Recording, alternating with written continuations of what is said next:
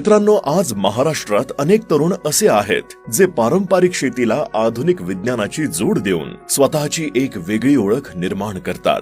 यातीलच एका प्रयोगशील तरुण शेतकऱ्याला व त्यांच्या व्यावसायिक शेतीला भेट देण्यासाठी आज मी आलोय रत्नागिरी जिल्ह्यातील झापडे या गावामध्ये. येथील एक तरुण उद्योजक म्हणजेच मिथिलेश देसाई बीटेक ॲग्रिकल्चर इंजिनिअरिंगचं शिक्षण पूर्ण झाल्यानंतर त्यांनी नोकरी न करता गावाकडेच राहून आधुनिक पद्धतीनं शेती करण्याचा निर्णय घेतला. पारंपरिक पिकांऐवजी तसेच भविष्यातील गरज ओळखून काहीतरी नवीन करण्याच्या उद्देशानं सुरुवातीला डोंगराळ भागात 400 पेक्षा जास्त फणसाच्या झाडांची लागवड केली. परंतु लागवडीनंतर सुद्धा बाजारपेठ व इतर अडचणींचा सामना त्यांना करावा लागला. तरीही त्यांनी न खचता फणस शेतीवर अभ्यास सुरूच ठेवला व वेगवेगळ्या जातीच्या फणसांची लागवड सुरू केली. त्याचप्रमाणे फणसावर प्रोसेसिंग करून बाय प्रोडक्ट देखील डेव्हलप केले आणि त्यांचं